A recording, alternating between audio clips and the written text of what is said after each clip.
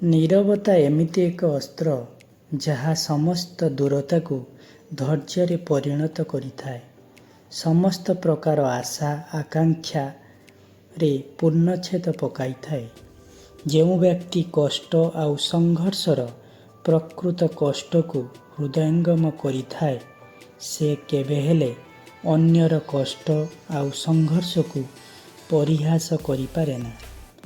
ବର୍ତ୍ତମାନ ସମାଜରେ ପରିବର୍ତ୍ତନ ନ ଆସିବାର ମୁଖ୍ୟ କାରଣ ହେଲା ଗରିବର ସାହସ ନାହିଁ, ମଧ୍ୟବିତ୍ତର ସମୟ ନାହିଁ, ଆଉ ଧନୀର ନେସେସରୀ ନାହିଁ। ହାରିଗଲେ ମଣିଷ କେବେ ବି ଦୁର୍ବଳତା ହୋଇନଥାଏ। ଦୁର୍ବଳତା ତ ସେତେବେଳେ ହୋଇଥାଏ ଯେତେବେଳେ ସେ ଚେଷ୍ଟା ହିଁ ନ କରିଥାଏ।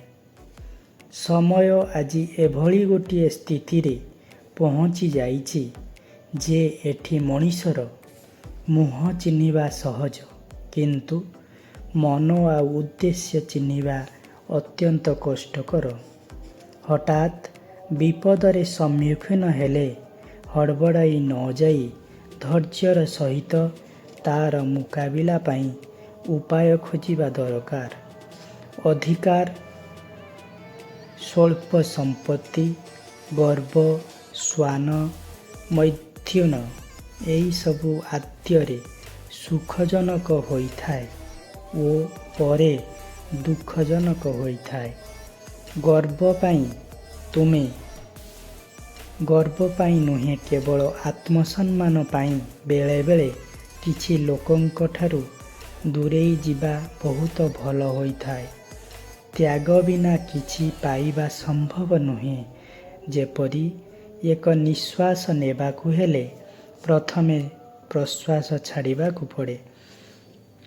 ସମୟ ହେଉଛି ଏମିତି ଏକ ମୁଦ୍ରା ଯାହାକୁ ତୁମେ ଖର୍ଚ୍ଚ କରି ଚାଲିଥିବ, କିନ୍ତୁ କେତେ ବାଲାନ୍ସ ଅଛି ଜାଣିପାରିବ ନାହିଁ। ତେଣୁ ସଠିକ୍ ଭାବେ ଖର୍ଚ୍ଚ କରନ୍ତୁ। ମନୁଷ୍ୟର ଅନ୍ତର୍ଚେତନା ପ୍ରକୃତି ଓ ପୁରୁଷ ଉଭୟଙ୍କ ସଂଯୋଗ ଦ୍ୱାରା ଗଠିତ। ମନ, ବୁଦ୍ଧି, ଚିତ୍ତ ଓ ଅହଙ୍କାର ପ୍ରକୃତି ଭୌତିକ ତତ୍ତ୍ୱ ଦ୍ୱାରା ତାହା ନିର୍ମିତ। ଯାହା କିଛି ଆମେ ଚିନ୍ତା କରୁ, ଧାରଣା ବା ଅନୁଭବ କରୁ, ସେ କାର୍ଯ୍ୟ ମସ୍ତିଷ୍କ ଦ୍ୱାରା ହୋଇଥାଏ। ମସ୍ତିଷ୍କର ଇଚ୍ଛା, ଆକାଂକ୍ଷା, ରୁଚି ତଥା ଭାବନା ଇନ୍ଦ୍ରିୟ ରସ ଏବଂ ସାଂସାରିକ ପଦାର୍ଥର ଭଲମନ୍ଦ ଅନୁଭୂତିର କାରଣରୁ ହୁଏ।